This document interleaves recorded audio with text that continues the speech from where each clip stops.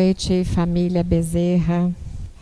Cá estamos de novo, seguindo o nosso estudo do livro Pensamento e Vida. Vocês já ouviram falar de Harry Potter, né? Alguns aqui acho que até seguiram com ele, assim, desde os 12, 10 anos, né? Então, a escritora J.K. Rowling, que é essa mente brilhante, né, de criar tantas histórias interessantes, traz para nós um exemplo de superação e determinação.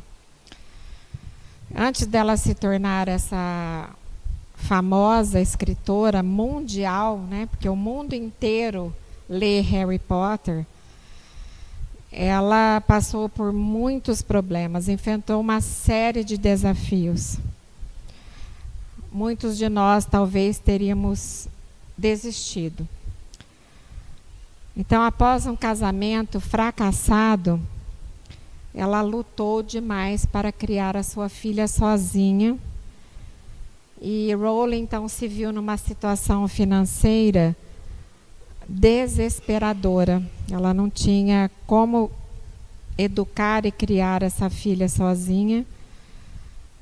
E lá onde ela vivia, ela morava num apartamento sem aquecimento e o frio era intenso e sem aquecimento a pessoa às vezes não aguenta, chega a falecer. E dependendo dos benefícios sociais do governo. E então ela desenvolve uma depressão com essa combinação de perdas sucessivas, dificuldades de todas as ordens.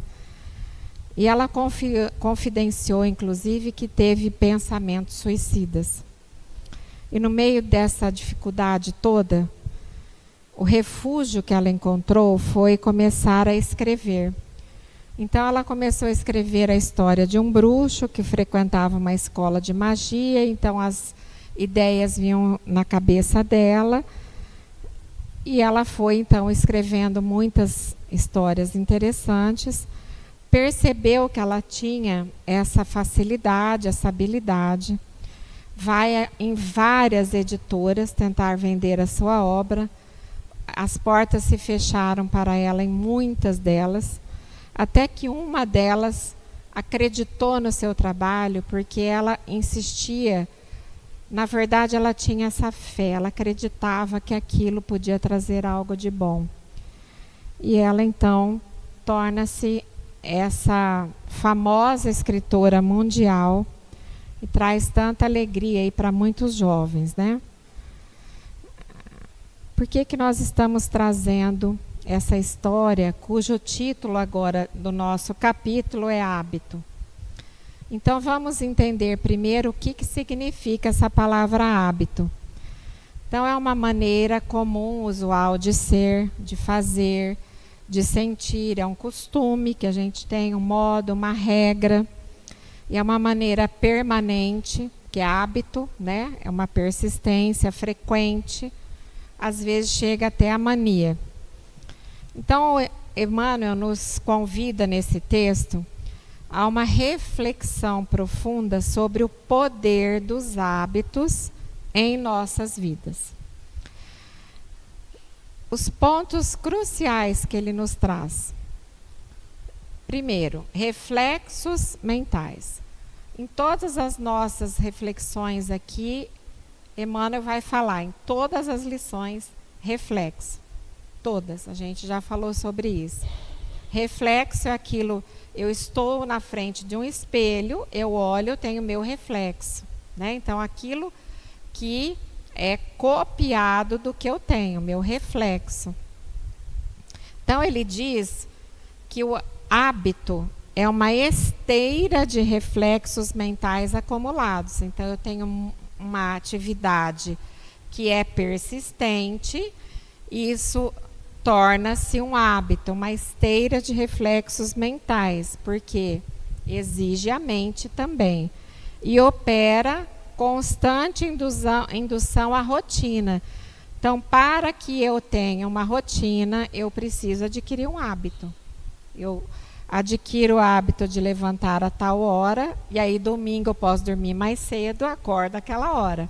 Então eu vou adquirindo hábitos conforme eu vou tendo uma rotina, né?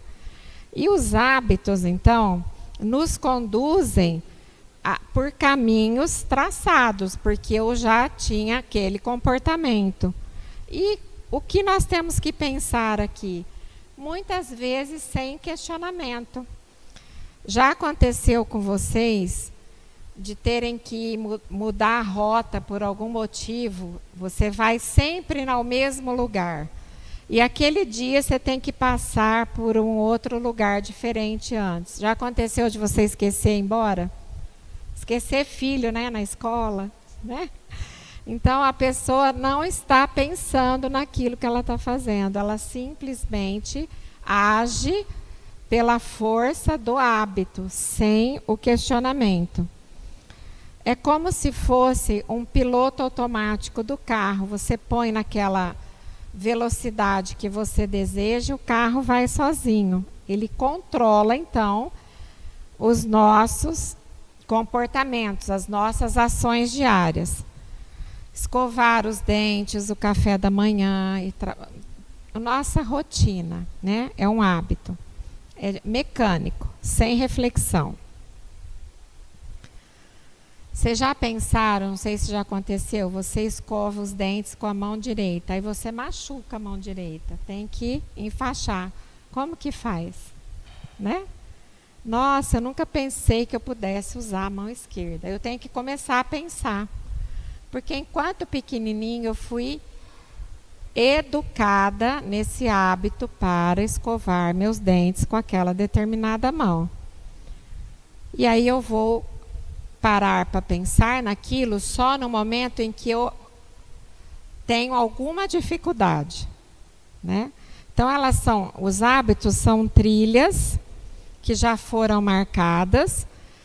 É confortável porque eu não preciso mais pensar sobre isso, né? Eu não preciso pensar, por exemplo, se você usa uniforme, ai que bom, eu não preciso mais pensar que roupa que eu vou usar, já pego aquela roupa. Então eu já sei algumas situações previsíveis que eu vou passar e isso me ajuda na minha ansiedade.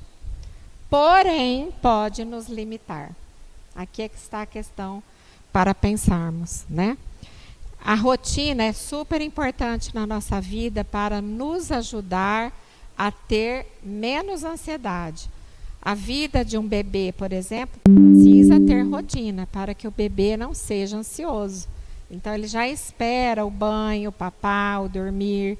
Isso é importantíssimo. E para o adulto ter rotina, dormir no mesmo horário, a refeição no mesmo horário, é importante para que o corpo também se habitue e para que haja menos ansiedade.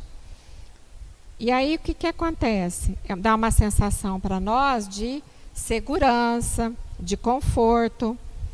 E eu elimino decisões, porque me exigem uma energia muito grande.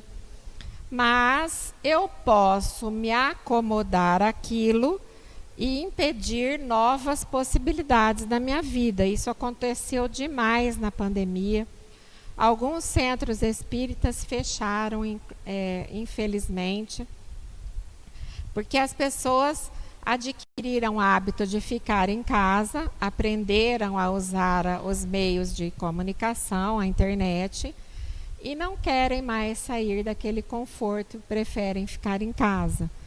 Eu assisto missa na televisão, eu vou, vai passar em algum lugar, porque aí eu fico em casa. Então, eu deixo, eu evito, eu impeço de viver esses momentos ricos em que eu estou com as pessoas, trocando experiências, dando um abraço que nos acolhe. Isso é vida, isso é ser humano. Então vamos pensar num atleta, né, que é exímio, de alto rendimento. Por anos, ele realizou a mesma rotina de exercícios antes de cada competição. E ele fica, então, excelente naquilo. Porém, muitas vezes ele deixa de aprender novas técnicas e aprimorar o seu desempenho porque ele precisava ficar exímio naquilo. Não dá tempo de fazer tudo. O Emmanuel, então, nos traz que somos herdeiros de milênios, gastos na recapitulação de muitas experiências análogas a si. Então, vivemos em outras vidas muitas experiências similares. Vivemos a maneira, por exemplo, de uma embarcação, de um navio, né, ao gosto da correnteza. Então, o que acontecia conosco ficava e fica impresso em nosso perispírito, nesse rio de hábitos, e nós vamos, muitas vezes, nos ajustando sem resistência. Por que sem resistência? Porque é mais confortável. Eu não preciso tomar decisões, não preciso me responsabilizar por decisões, por escolhas, né? Então, o que ele está dizendo é que esses hábitos, muitos deles, são moldados por milênios de experiências e perpetuam o quê? Padrões de pensamento e comportamento. Às vezes a pessoa tem um sentimento de culpa que não sabe de onde vem. Tudo ela sente culpa, tudo ela pede desculpa. E você vai fazer um estudo, uma anamnese da vida da pessoa, não aconteceu um fato tão marcante assim para que ela sinta tanta culpa. Então, como espíritas, podemos trazer uma hipótese de que essa pessoa traz esse pensamento de culpa nos seus padrões, como hábito, de outras vidas. E aí ela traz, atualiza isso na vida presente, né? Então, a humanidade carrega essa bagagem cultural, histórica, e influencia o nosso comportamento. E os hábitos que nós observamos dos nossos pais e familiares são incorporados por nós, né? Nossa vida, pelos padrões familiares. E às vezes a gente tem dificuldade até de sair daquilo, porque aí eu vou ser mal interpretada, a família não vai gostar porque eu estou fazendo de outra forma. Vocês devem conhecer a história do peixe, né? A menina aprendeu com a mãe a fazer o peixe, então tinha que cortar a cabeça e tinha que cortar os pés. Um belo dia o marido perguntou, mas por que você corta os pés e a cabeça o rabo e a cabeça do peixe? Uai, minha mãe me ensinou assim.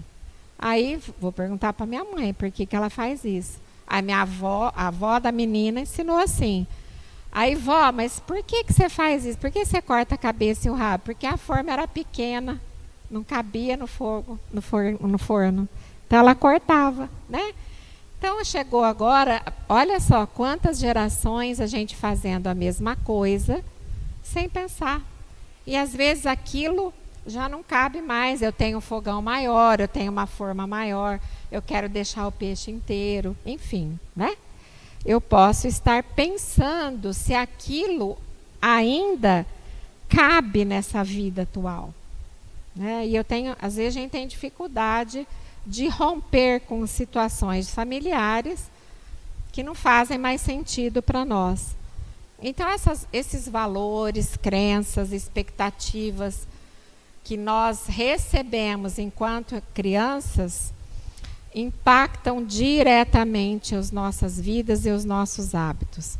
A medicina chinesa, por exemplo, se baseia nesse comportamento, nesse conhecimento adquirido de geração a geração há 5.000 anos, né? Então eles vão passando, e aí hoje, com a nova tecnologia, com tanto avanço, podem haver técnicas melhores, sim, mas para doenças, para promover a saúde, pode, mas às vezes a pessoa não se permite, tem que ser daquela forma, né?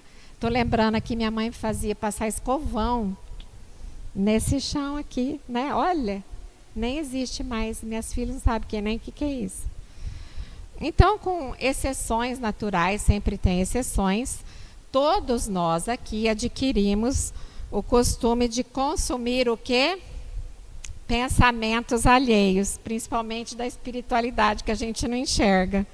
E aí a gente vai refletindo, né, vai se comportando automaticamente. Então, a tendência a adotar os pensamentos e valores dos outros nos leva a um distanciamento de nós mesmos, da nossa essência. Principalmente quando eu tenho dificuldade de dizer não, colocar limite na vida das pessoas diante de mim, né? E aí eu vou atendendo aos desejos, aos caprichos das pessoas, porque eu quero agradar. E aí eu gosto do quê? Não sei. Eu quero ir para onde? Não sei. O que você gosta de comer? Qualquer coisa. Então eu vou me distanciando de mim mesmo, né? E vou construindo uma vida baseada naquilo que as pessoas estão me trazendo de influência. E a busca pela aprovação das pessoas é muito forte em nós. E nos levam, às vezes, a nos conformar com padrões que não são nossos, não tem nada a ver com a nossa essência, com o objetivo pelo qual nós estamos aqui. Então, o medo de ser diferente nos faz sentir o quê? Rejeitados. Eu não quero ser diferente porque eu quero fazer parte do grupo.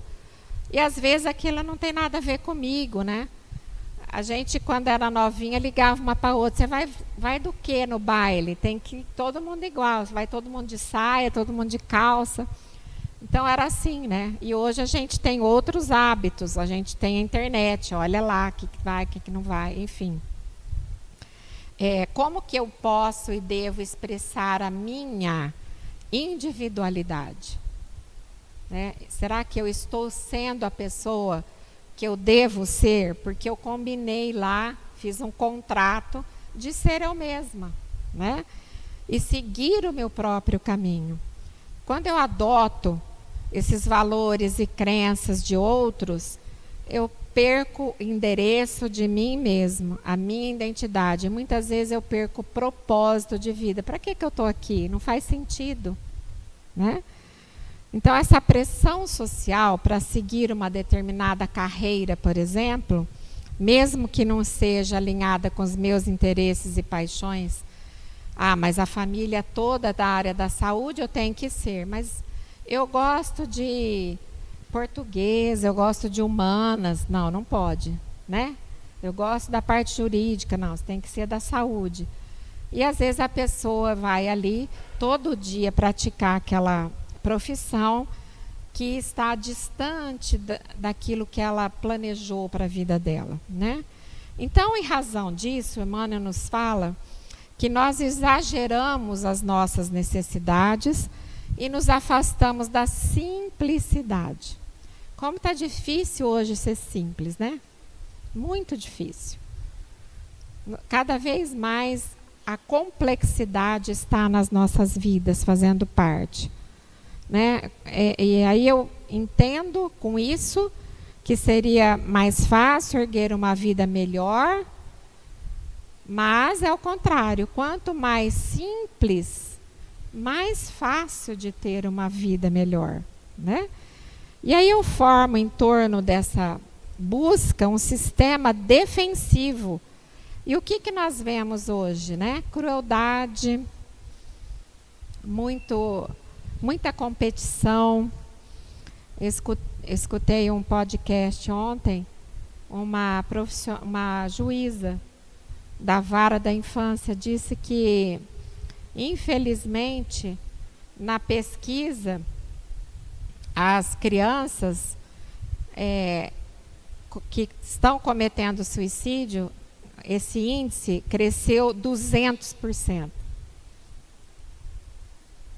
É assustador, né? Porque eu estou perdendo o meu endereço, né? Olha a crueldade. Então eu vou dilacerando a minha vida e as consequências são nossas mesmas. Então nós estruturamos assim um complicado mecanismo de cautela e desconfiança. A gente não é desconfiado? Nossa, a gente brincava na rua, hoje não se brinca mais. Não pode ir, porque tem medo de tudo. A gente tem medo, né? Não dá para sair mais, fazer uma caminhada, você tem medo, né? E além da preservação, é muito mais do que isso, né? O medo está permeando as nossas vidas. E aí eu então retenho, isso são palavras de Emmanuel, apaixonadamente o instinto de posse. Então eu vejo nas redes sociais e falo, eu não tenho, eu preciso ter para ser feliz. E vou complicando, isso aqui é a complexidade, vou adquirindo desejos que às vezes não são meus. Então, com esse instinto de posse, eu preciso ter. O que acontece?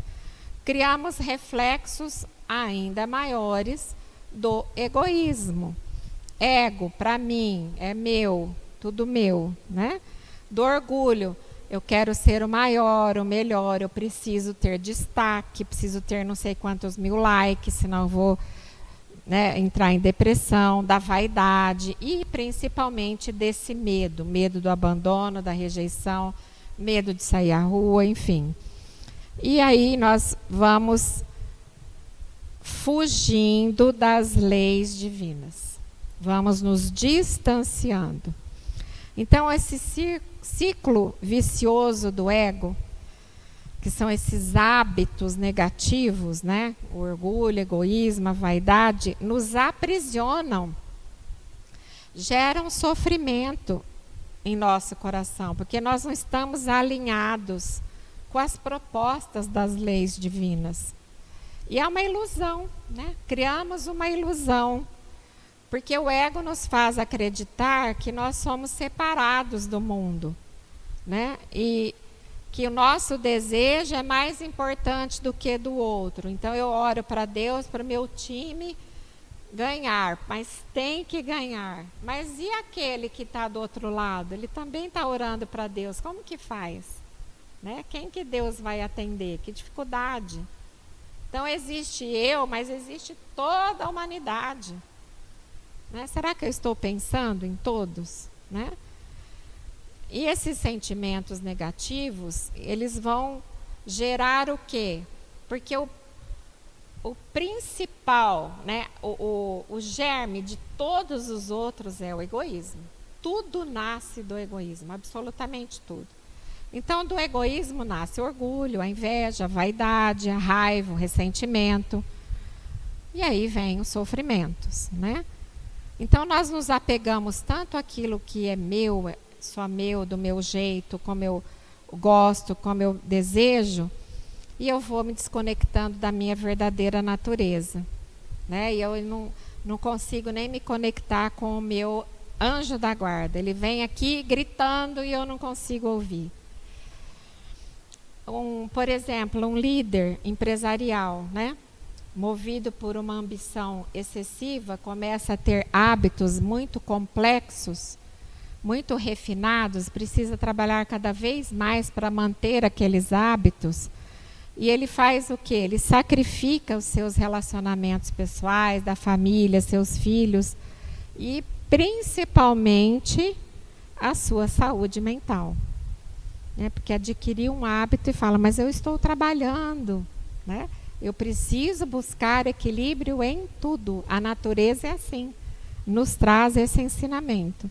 Então, quando eu estou distante, fugindo das leis divinas, né, caminhando na maioria das circunstâncias como uma pessoa distraída e infiel, porque eu não estou nem pensando em Deus, e se ele não me atende, eu fico brava com ele, falo, aí, eu venho para o centro, faço palestra, não me atendeu, fico brava, né?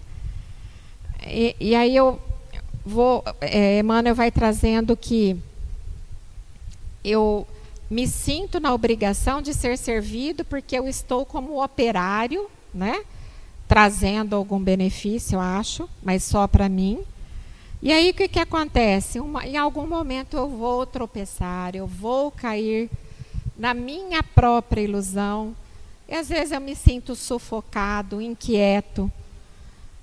Mas quem que foi que criou tudo isso? Quem gerou tudo isso? Eu mesmo, né? Porque eu me perdi. Então, nesse círculo vicioso, o ser humano, de uma maneira geral, né, nesse domínio dessa ignorância, porque eu não, ignorância no sentido de falta de conhecimento, né? Ele se engana. Porque depois do berço, se ele passa nesse processo, acaba se enganando, ele passa toda uma vida até o desencarne num sofrimento que não seria necessário. O quanto que a gente precisaria, então, estar voltando para a nossa essência, escutar o nosso Deus interno, qual é o meu objetivo, aqui eu estou aqui, né? Porque depois que eu desencarno, vem o desengano. Nossa, o que eu fui fazer? De novo.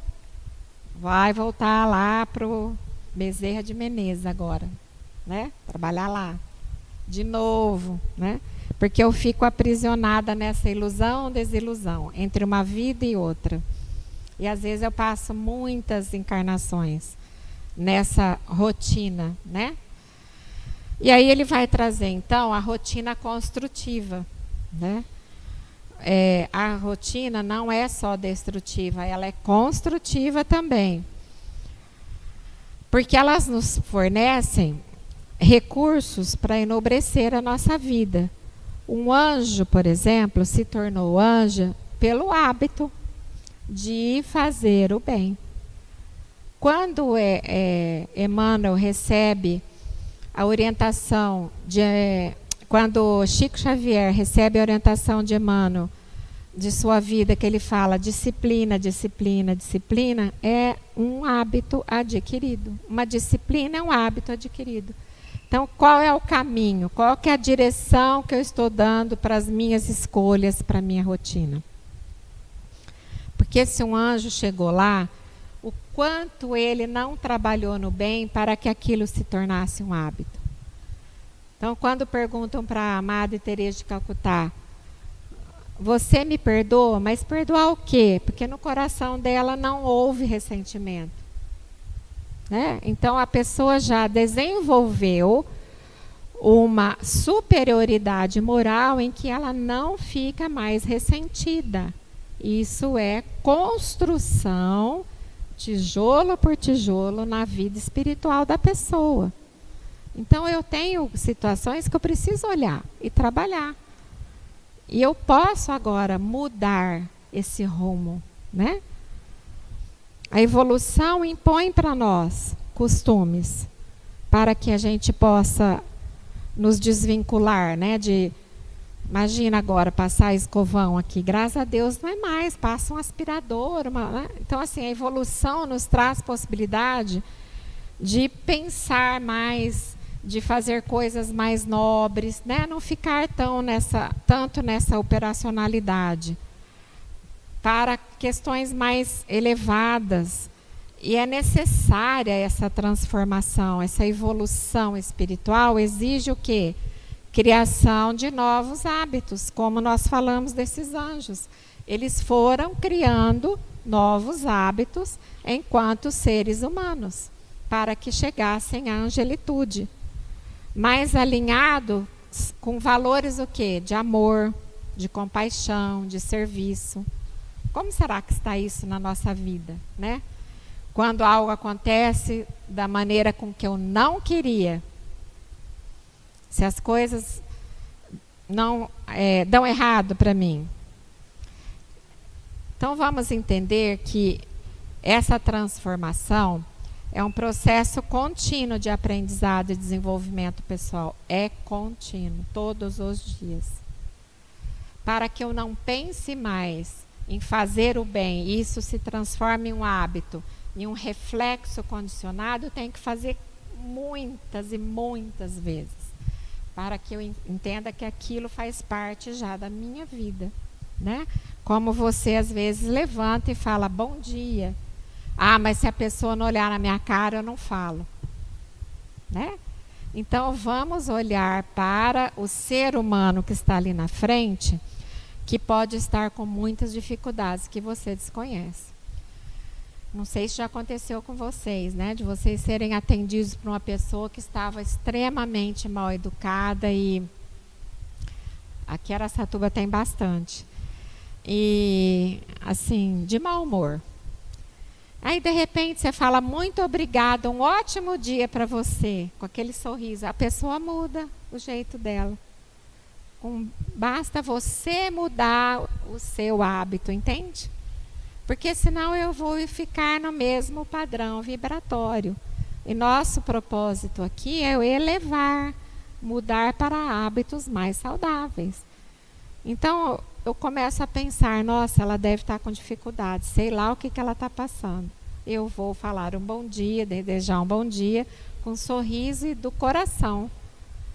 E isso pode mudar a vida, o dia da pessoa, né?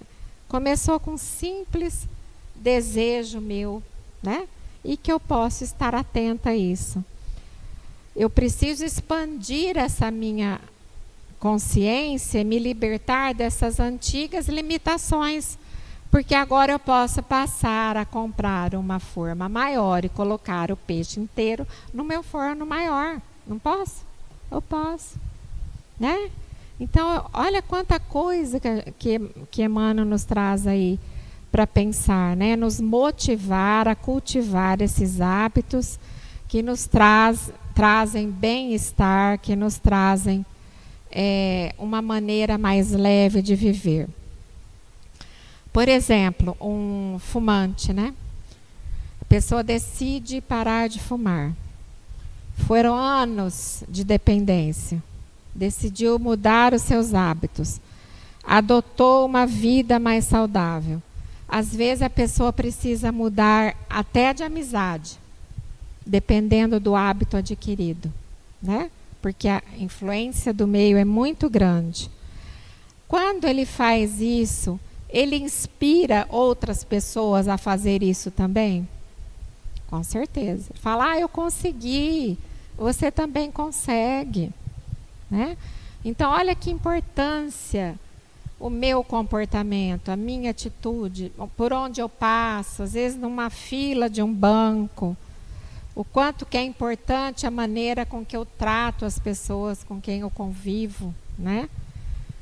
E aí, então, por esse motivo, ele traz Cristo, né? Emmanuel traz Cristo, esse divino marco da renovação humana, porque a história da humanidade se dividiu em antes e depois de Cristo, e ele nos traz então, o mestre, todo um programa de transformações viscerais do espírito.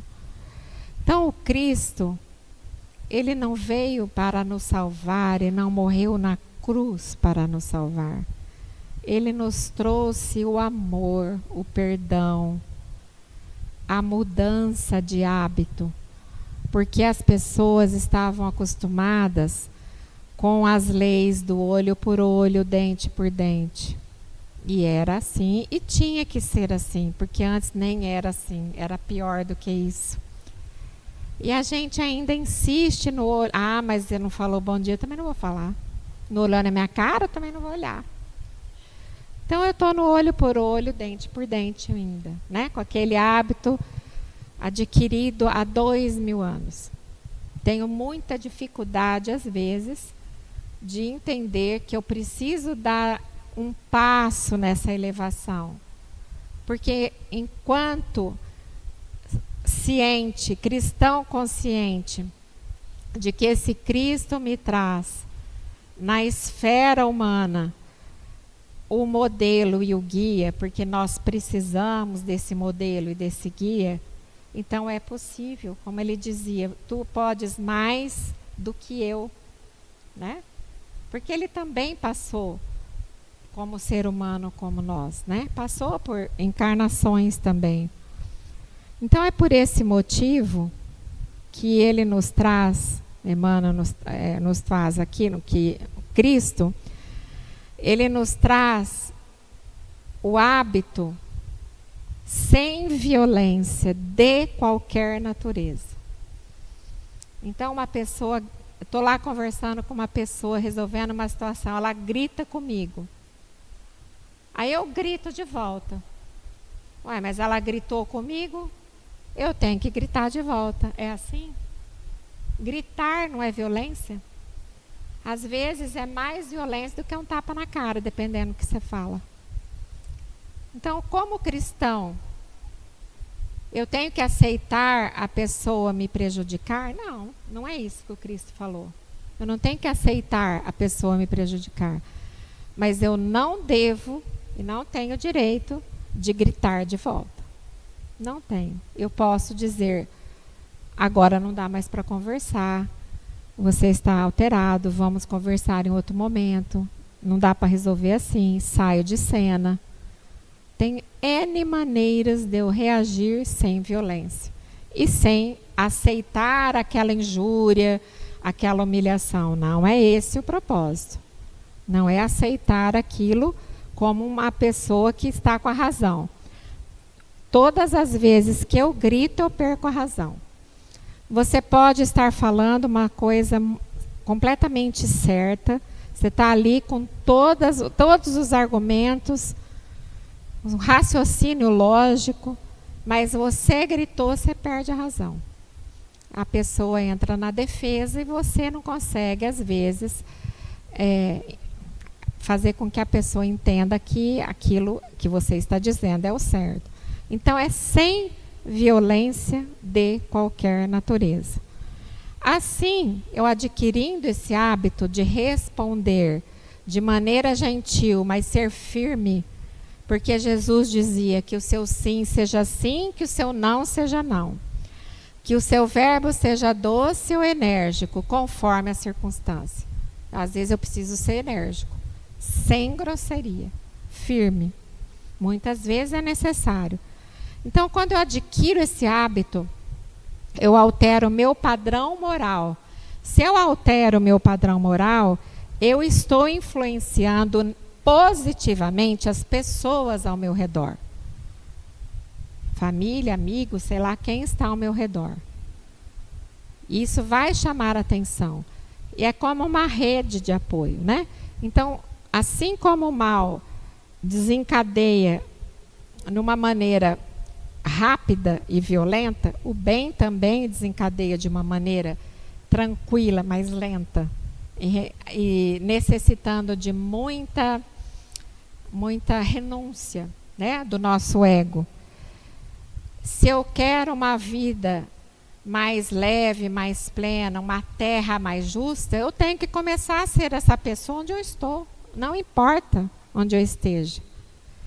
Então, Emmanuel nos diz que toda a passagem, todas as experiências do Senhor, de nosso Senhor Jesus Cristo, entre a humanidade, entre as pessoas, desde o berço, desde a manjedoura, ele estabelece o quê? O hábito da simplicidade, da humildade.